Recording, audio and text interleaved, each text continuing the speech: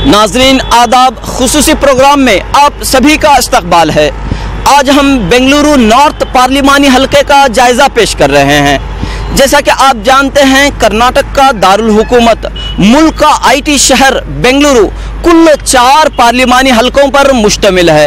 एक है बेंगलुरु नॉर्थ, दूसरा है बेंगलुरु साउथ, तीसरा है बेंगलुरु सेंट्रल और चौथा है बेंगलुरु रूरल यानी बेंगलुरु दीही। इस लिहाज से शहर बेंगलुरु पर पूरी मुल्क की निगाहें जमी हुई रहती हैं। अब इंतखाबात का मौसम है। इस वक्त हम मौजूद हैं बेंगलुरु नॉर्थ के पुलकेशी नगर इलाके में। मेरे पीछे आप देख सकते हैं पुलकेशी नगर का टैंडरी रोड। यहाँ दलित, मुस्लिम, ईसाई वोटरों की कसीर तादाद आबाद है। यह इलाका बेंगलुरु के दीगर इलाकों के मुकाबले काफ़ी पसमानदा दिखाई देता है, काफ़ी पीछे नज़र आता है। हालांकि विधान सौदा से ये इलाका ज़्यादा दूर नहीं है, लेकिन तरक्की के लिहाज से ये इलाका काफ़ी पीछे है, काफ़ी पसमानदा है। बेंगलुरु नॉर्थ पार्लिमानी हलके की तारीख की अगर हम बात करें, डिलिमिटेशन से पहले यहाँ कांग्रेस का कब्जा रहा है। कांग्रेस का ये मजबूत किला रहा है। कांग्रेस के बुजुर्ग लीडर, सीनियर लीडर मरहूम CK जाफर शरीफ इसी कॉन्स्टिट्यूएंसी से 7 मरतबा पार्लियामेंट के लिए मुंतखब हुए हैं। लेकिन डिलिमिटेशन के बाद यहाँ की सूरत हाल यकसर बदल गई है। पिछले 2 पार्लिमानी इंतखाबात से यहाँ BJP के उम्मीदवार कामयाब होते आ रहे हैं। तो इस लिहाज से बेंगलुरु नॉर्थ पार्लिमानी हल्का कांग्रेस और BJP के लिए काफ़ी अहम रहा है और यहाँ दोनों पार्टियों के दरमियान रास्त मुकाबला देखने को मिल रहा है। तो चलिए नाजरीन, जानते हैं बेंगलुरु नॉर्थ पार्लिमानी हलके का क्या हाल है, यहाँ के वोटर क्या चाहते हैं और पार्लियामेंट इलेक्शन 2019 से यहाँ की अवाम को क्या उम्मीदें हैं।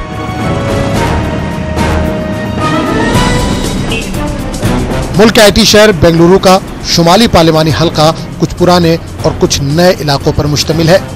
इस हलके की 2 तस्वीरें हैं, एक इंतहाई पौश और एक इंतहाई खस्ता हाल। बहरहाल हालात चाहे जो भी हो, यहाँ जिंदगी तेज रफ्तारी के साथ रवां दवा है।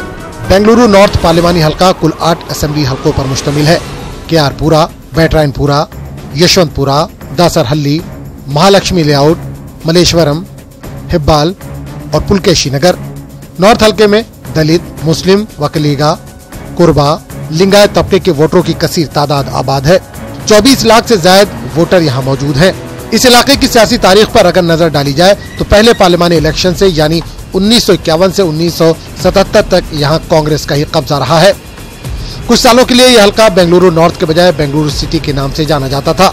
2008 में पार्लिमानी और असेंबली हल्कों की असर नौ तश्कील के बाद इस हल्के को दोबारा बेंगलुरु नॉर्थ का ही नाम दे दिया गया। लेकिन इस हल्के के नक्शे से कुछ पुराने इलाके हटाए गए और नए इलाकों को शामिल कर दिया गया। एक वक्त था कि बेंगलुरु नॉर्थ पार्लिमानी हल्का मुसलमानों के लिए इंतहाई अहमियत का हामिल था। यही वो सरजमीन थी जिसने रियासत कर्नाटक के कदावर शख्सियत CK जाफर शरीफ को सियासी मैदान में 1-2 बार नहीं बल्कि 7 मरतबा जीत दिलाई।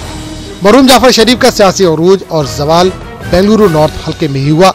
लेकिन डिलिमिटेशन यानी पार्लिमानी हल्कों की हदबंदी के बाद यहाँ न सिर्फ मुस्लिम क़यादत बल्कि कांग्रेस पार्टी को भी जबरदस्त धक्का पहुंचा। 2004 के पार्लिमानी इंतखाबात से यहाँ मुसलसल BJP के उम्मीदवार कामयाब होते आ रहे हैं। सियासी तज्जियानिगार मानते हैं कि डिलिमिटेशन के बाद बेंगलुरु नॉर्थ में BJP को फायदा पहुंच रहा है। बेंगलुरु नॉर्थ पार्लिमानी हल्का जो है न सिर्फ कर्नाटक के लिए बल्कि पूरे हिंदुस्तान में अपनी एक अलग शनाख्त रखता है, खुसूसन from the point of view of minorities. ये एक ऐसा हल्का है जहाँ पे एक मुस्लिम उम्मीदवार ने 1 बार नहीं, 2 बार नहीं, 3 बार नहीं, लगातार 5 मरतबा और फिर दरमियान में गैप के बाद 2 मरतबा, यानी कुल 7 मरतबा जो है एक मुस्लिम लीडर यहाँ से कम है।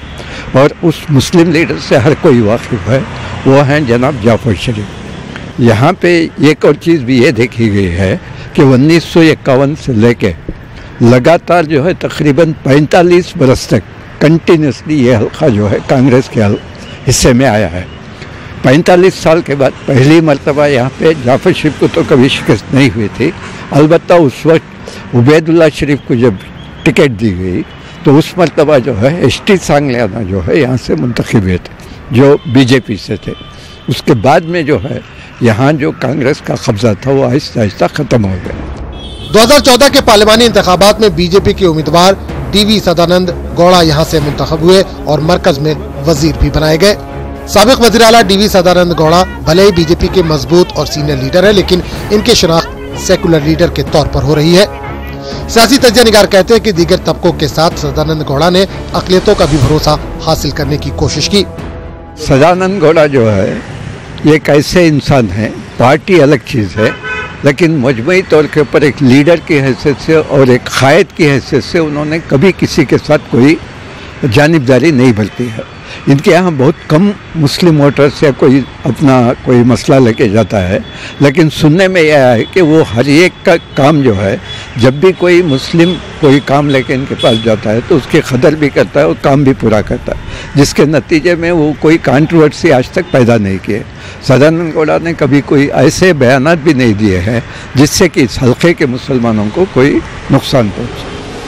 2019 के पार्लिमानी इंतखाबात के ऐलान के बाद बेंगलुरु नॉर्थ में भी सियासी गहमा गहमी देखी जा रही है।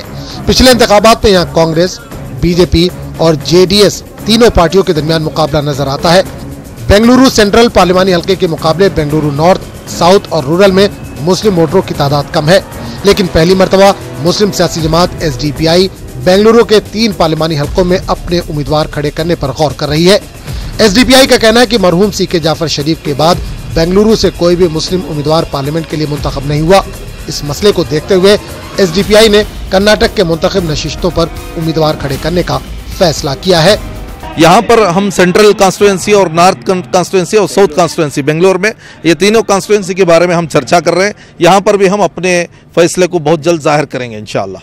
का इंतखाब लड़ना बीजेपी को फायदा पहुँचाना है। जब हम सिर्फ एक जगह 2 जगह खड़ रहे हैं तो फिर इस तरीके से वावेला मचाया जाता है। तकरीबन कर्नाटका के अंदर 28 असेंबली कॉन्स्टिट्यूएंसी से हम पार्लियामेंट्री कॉन्स्टिट्यूएंसी से हम 2 जगह 3 जगह खड़ रहे हैं। बकिया जगह हम क्या कर रहे हैं? तकरीबन 26 जगह 25 जगह इनको हम जिताने की कोशिश कर रहे हैं। ये अपने एक्शन प्लान नहीं होने की वजह से, गफलत की वजह से ये हार रहे हैं। तो हम देखेंगे आप 10 साल में एक मुसलमान भी इधर से कामयाब नहीं हुआ कर्नाटका से। जाफर शरीफ साहब थे, उसके बाद कोई MP बना ही नहीं। कितनी कोशिशें नहीं हुई, कितना हम मुत्तहिद नहीं हुए। लास्ट टाइम हम कंटेस्ट नहीं किए, सेंट्रल में हमने कांग्रेस को सपोर्ट किया, लेकिन यहाँ पर बीजेपी आया। अब क्या बताएंगे? हम सपोर्ट करेंगे तो भी बीजेपी आ रहा है, उस वक्त में हम क्या करेंगे? इसलिए हमने हमारा एक लायामल बनाया है, हमने अपना एक स्ट्रैटेजी बनाई है। जिस जगह बीजेपी आ सकती है उस जगह हम बिल्कुल अपने आप को हम कंट्रोल करेंगे, लेकिन हम कंटेस्ट करें या ना करें फिर भी बीजेपी आ रही है, उस वक्त में क्यों हम अपने ताकत नहीं बनाएंगे? कांग्रेस के सीनियर लीडर और साबिक मरकजी वजीर के रहमान खान कहते हैं कि कर्नाटक में छोटी मुस्लिम सियासी पार्टियों के लिए पार्लिमानी इंतखाबात में कामयाबी हासिल करना इंतहाई मुश्किल है।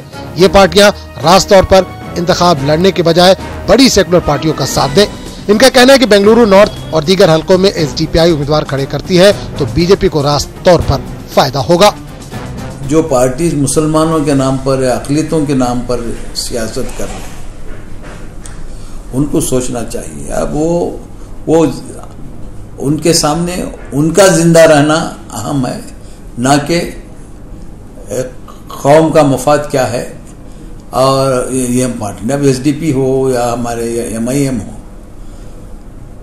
वो कोई भी सीट जीत नहीं पाएंगे। ये कॉमन ये है। अब उनको मुसलमानों के नुमाइंदे के नाम पर इलेक्शन में हिस्सा लेना, चाहे वो कुछ 1000-2000 वोट भी लो, उसका इफेक्ट को पोलराइजेशन को मदद करने का हुआ और बीजेपी को मदद करने का होता है। इसलिए अपनी अना को भूलकर इस मर्तबा ये चैलेंज को सब मिलकर, वो भी सेक्युलर पार्टी के साथ जम जाएं, अपनी अना को ख़त्म करके सेक्युलर पार्टी का साथ देने का, अगर कोई पूछे या ना पूछे, आज चैलेंज हर एक के पास है, हर पॉलिटिकल पार्टी है। अगर मुसलमानों की बका की फिक्र है इन पार्टियों को, तो मिलजुल कर सेक्युलर पार्टी के साथ काम करना। बेंगलुरु नॉर्थ के सिर्फ 2 असेंबली हल्कों में मुस्लिम वोटर कसीर तादाद में है, एक पुलकेशी नगर और दूसरा हिब्बाल। बाकी 6 असेंबली हल्कों में मुस्लिम वोटरों की तादाद काफी कम है। ताम कर्नाटक मुस्लिम मुत्तहिदा महाज का कहना है कि बेंगलुरु नॉर्थ पार्लिमानी हल्के में मुस्लिम वोटर फैसला कुन रोल अदा कर सकते हैं। जरूरत इस बात की है कि मुसलमान अपने वोटिंग फीसद को बढ़ाएं और मुस्लिम लीडर आपस में इत्तेहाद का मुजाहरा करें। कर्नाटक मुस्लिम मुत्तहिदा महाज रियासत की 28 मुस्लिम तंजीमों का वफाक है जो मुसलमानों में सियासी बेदारी के लिए काम करता आ रहा है। अपील करते हैं कर्नाटका से, पिछली बार जिस तरह कांग्रेस असेंबली इलेक्शन में वोट का परसेंटेज बढ़ा है, वो इतना परसेंटेज नहीं बढ़ा जितना हम लोग चाह रहे थे। इस बार भी पूरी कोशिश कर ज़्यादा से ज़्यादा पोलिंग करके फिस्ताई ताकतों को हराने की पूरी कोशिश करनी चाहिए। और दूसरा जो है आपसी नाइतफाक़ी जो हमारे मुस्लिम लीडरों में देखी गई है, उनसे अपील है कि वो तमाम आपस में मिल बैठे मिल्लत के वास्ते में, उनसे भी अपील है। और जो कुछ भी है ग्रुपिज़म जो बढ़ गया है, जमातें अलग अलग होकर काम कर रही हैं, उनसे भी हमारी दरख्वास्त है कि मुत्तहिदा महाज के साथ मिलकर एक ताकत बनाए जो कर्नाटका का विखार रहे, मिल्लत का विखार रहे और हमारी आवाज़ जो है एक प्रेशर बनकर जो है उभर कर आए। ये हमारा डिमांड है इसमें। बेंगलुरु नॉर्थ पार्लिमानी हल्का कभी मुसलमानों की सियासी ताकत का मरकज था, लेकिन डीलिमिटेशन के बाद हुए इलाकों की तब्दीली ने यहाँ की तस्वीर ही बदल दी है। बेंगलुरु नॉर्थ के कई मुस्लिम अक्सरियती इलाके बेंगलुरु सेंट्रल हल्के से जोड़ दिए गए। पिछले 2 इंतखाबात में यहाँ से वकलीगा तबके के उम्मीदवार कामयाब होते आ रहे हैं। इस मरतबा भी कांग्रेस और बीजेपी वकलीगा तबके के ही उम्मीदवारों को टिकट दे रही है। सियासी हलकों में ये बात भी गर्म है कि साबिक वजीर आजम और जेडीएस सरबराह एचडी देवेगौड़ा बेंगलुरु नॉर्थ हल्के से इलेक्शन लड़ सकते हैं। नाजरीन, जैसा कि आपने देखा, बेंगलुरु नॉर्थ में कांग्रेस और बीजेपी के दरमियान रास्त मुकाबला रहा है। इस मरतबा भी यही तवक्को की जा रही है। इस वक्त हम मौजूद हैं बेंगलुरु के कैंटोनमेंट रेलवे स्टेशन के सामने। चलिए अब रुख करते हैं बेंगलुरु नॉर्थ पार्लिमानी हल्के के गली कूचों का और देखते हैं यहाँ अवाम को किन मसाइल का सामना है और पार्लिमानी इंतखाबात से यहाँ के लोग क्या उम्मीदें लगाए बैठे हुए हैं।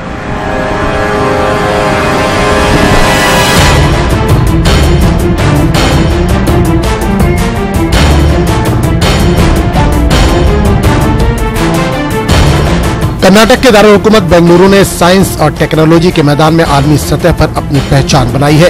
दिन दूनी रात चौगनी तरक्की के बावजूद शहर के कई इलाके अब भी पसमानदा है। बेंगलुरु नॉर्थ के खुशहाल नगर में वो खुशहाली नजर नहीं आती जो शहर के दीगर इलाकों में है। खुशहाल नगर, पुलक्षी नगर, ट्यानरी रोड और दीगर इलाकों में मुस्लिम और दलित तबके की कसीर तादाद है। यहाँ के लोग कहते हैं कि मौजूदा रुकन पार्लियामेंट डीवी सदानंद गौड़ा ने इन इलाकों को नजरअंदाज किया है। डीवी सदानंद गौड़ा ने पुलक्षी नगर और चंद दीगर इलाकों का बहुत कम दौरा किया है। बेंगलुरु नॉर्थ के खुशहाल नगर में हम मौजूद हैं। चलिए जानते हैं यहाँ के लोग क्या कह रहे हैं। बताइए, एमपी इलेक्शंस आ चुका है, 18 तारीख को आप वोट डालेंगे, क्या कह रहे हैं आप? पिछले है ना हमारा सदानंद गौड़ा जो एमपी थे, यहाँ पे जो काम करना था कुछ भी करे नहीं, और इलेक्शन को आते हैं और चले जाते हैं, 5 साल को एक बार आते हैं। एरा में आपको कुछ जो गरीबों के लिए जो गलियाँ जो मोहल्ले में जो काम होना था वो नहीं हुआ। और उनकी जो आप मोदी ने ऐलान किया कि हर गरीब के अकाउंट में 15 लाख रुपए आते हैं, वो आज तक तो आए नहीं। और ना गैस सिलेंडर के कीमत इतनी बढ़ा दी है, उन्होंने बोले थे हर घर में गैस होगा गरीब के, लेकिन घर के में दे देगा, गरीब के घर में तो दे दिया गैस, लेकिन 900 रुपये हो गया। यानी कि रसोई गैस की कीमत बढ़ चुकी है। बताइए। रसोई गैस की कीमत बहुत बढ़ चुकी है। बहुत बड़े बड़े वादे किए थे, उसमें एक वादा भी पूरा नहीं हुआ मोदी साहब का। मैं तो कहता हूं कि सदानंद गौड़ा तो 0% के 0 एमपी हैं। वो मिसाल के बाद बता रहा हूं कि हमारी कॉन्स्टिट्यूंसी जीतने के बाद वो रेलवे ब्रिज जैसे कि सिविल इरशाद के बिल्कुल करीब एक जहां पे ब्रिज है, अगर रेलवे ट्रैक पड़ दी जाए तो वहाँ पे आदमियों को जाने आने के लिए कम से कम आधे घंटे का वक्फा लगता है। अगर वो चाहते तो वो डेवलपमेंट कर सकते थे। टैन रोड के पास ब्रिज है, वो डेवलपमेंट कर सकते थे, उन्होंने कोई काम नहीं किया। बीजेपी एनपी रह के कुछ नहीं किया। 5 साल में 2 टाइम आए, इलेक्शन में 1 टाइम बाद 1 टाइम आए, फिर आकेश नहीं है वो।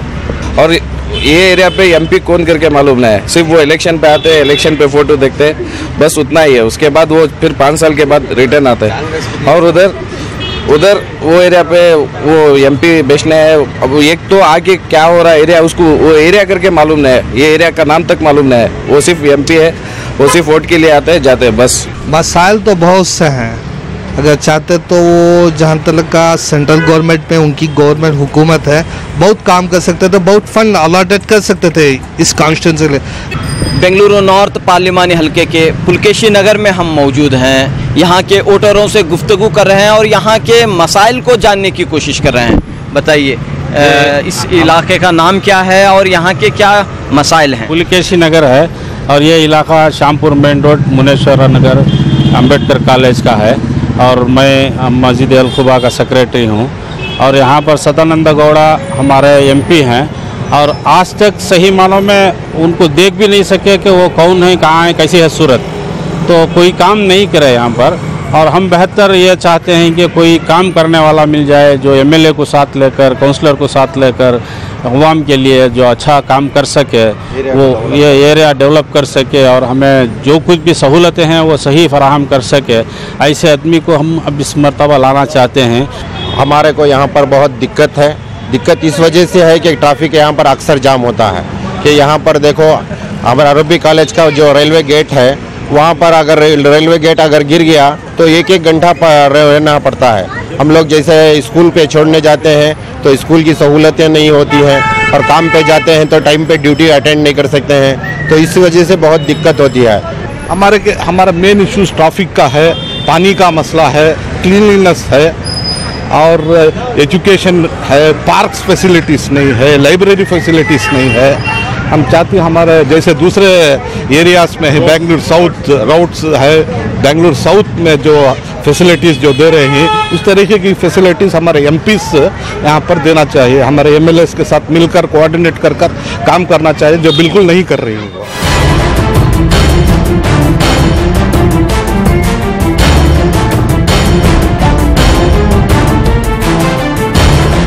न्यूज़ 18 उर्दू की टीम ने आरटी नगर, हिब्बाल, यशवंतपुर, मलेश्वरम इलाकों का दौरा किया। इन इलाकों में ज्यादातर अमीर और मुतवस्सित खानदान रहते हैं। यहाँ के कई लोग मौजूदा एमपी सदानंद गौड़ा की कारकर्दगी पर इत्मीनान का इजहार करते हैं। चंद मुस्लिम वोटर भी कहते हैं कि सदानंद गौड़ा ने बेंगलुरु नॉर्थ को कई सहूलियात से आरास्ता किया है।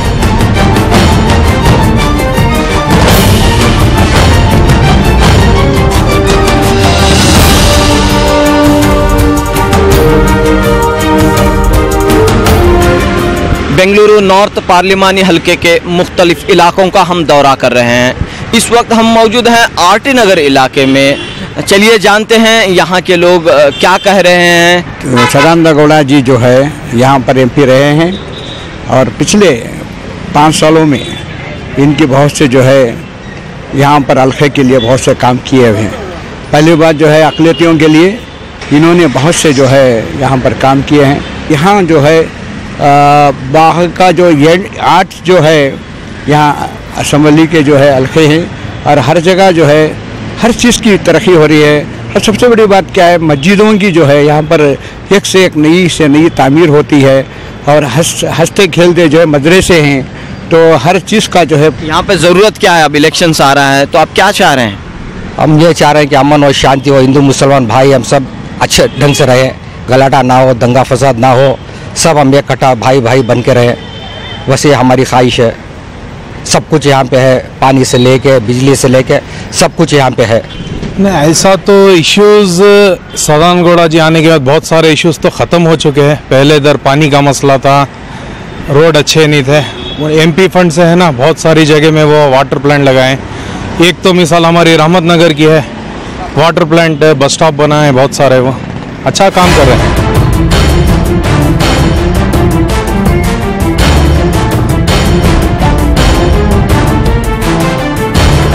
साहिली कर्नाटक के मकबूल लीडर सदानंद गौड़ा अगस्त 2011 से जुलाई 2012 तक रियासत के वजीर आला रहे। साल 2014 के पार्लिमानी इंतखाबात में बेंगलुरु नॉर्थ से लोकसभा के लिए मुंतखब हुए। वजीर आजम नरेंद्र मोदी की क़यादत में कई वजारत में उन्होंने अपनी जिम्मेदारियां निभाई। इनका कहना है कि इन्होंने मरकज में अपनी जिम्मेदारियों को बखूबी अंजाम दिया और अपने हल्के की तरक्की की जानिब तवज्जो दी। न्यूज़ 18 उर्दू से खास बातचीत के दौरान सदानंद गौड़ा ने कहा कि मुसलमान इन्हें वोट दे या न दे, लेकिन इनके लिए जरूर दुआ करते हैं। सदानंद गौड़ा कहते हैं कि जब वो वज़ीर आला थे तो उन्होंने बेंगलुरु में हज भवन की तामीर के लिए 40 करोड़ रुपए फराहम किए थे। बेंगलुरु नॉर्थ पार्लिमानी हलके के रुकने पार्लियामेंट डीवी सदानंद गौड़ा हमारे साथ मौजूद हैं। चलिए जानते हैं गुज़िश्ता 5 सालों में इनकी क्या कारकर्दगी रही है। See, today I have placed a report card before the public. I have placed a report card. What I have done in the last 5 years. Just go through in detail and then vote for me. Evaluation is left to the voters. Evaluation left to the public. Evaluation is left to the people of this constituency. So I have placed my report card, and on the basis of that I am fighting out the elections. Apart from that, Narendra Modi's 5 years his administration, it has given a moral boost to the BJP MPs across the country. I hope that on the basis of our report card, on the basis of the administration of Narendra Modi, certainly there will be, with a huge margin, we will win this constituency. Last time I won by 2,30,000 votes. This time it may go beyond 3 lakh. That is what you hope major win. Yeah. But we see in your constituency there is allegations that you have neglected the minorities dominated areas. You have not visited Pulkeshi Nagar. You have not visited the Yashwantpur areas where the minorities are in number. I would like to tell you, I would like to tell you one thing. Sir, since last 60 years, there was no Hajj Bhavan in Karnataka. When I was the Chief Minister, I gave 40 crore lakhs and Hajj Bhavan was constructed. Almost all the Muslim brothers, they may vote or may not vote, that I don't know. But everybody says that Sadananda Gowda is the man who gave us Hajj Bhavan, and they are praying with the Lord Allah that everybody should bless Sadananda Gowda. This is the situation that is. We see 50% we can say posh areas, developed areas, and 50% underdeveloped areas. I will tell you one thing. The slum development is the responsibility of the state government. It is a state issue. Your Pulkesh Nagar people are electing MLAs and MLCs only belonging to Congress or JDS. So those people are neglecting you. But you are voting for them time and again. Is it fair? When I have given a Hajj Bhavan to the whole community, and if you vote for my MLA candidate, then I will see that all the slums will be taken care of.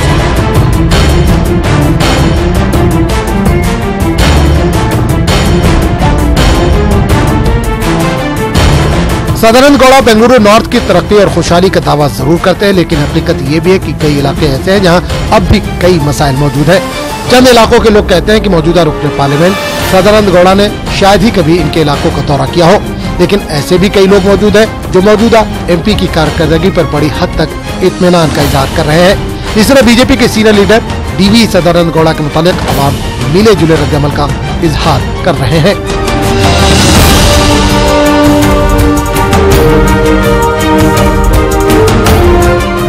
नाजरीन, ये था Bengaluru north का सियासी, तालीमी, समाजी मंजरनामा।